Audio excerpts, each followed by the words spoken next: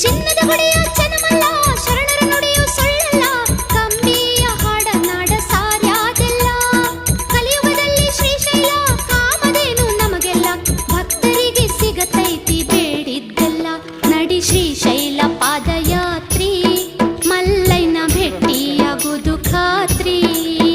ನಡಿ ಶ್ರೀಶೈಲ ಪಾದಯಾತ್ರಿ ಬೋರಮ್ಮ ಭೇಟಿಯಾಗುವುದು ಖಾತ್ರಿ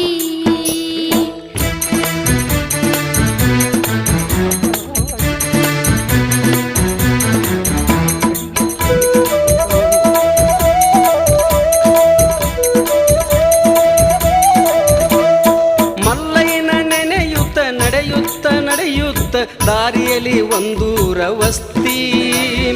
ಊರಿನ ಭಕ್ತರು ಕೈ ಮುಗಿದು ಕರಿತಾರ ಮಾಡ್ಯಾರ ಊಟ ವ್ಯವಸ್ಥೆ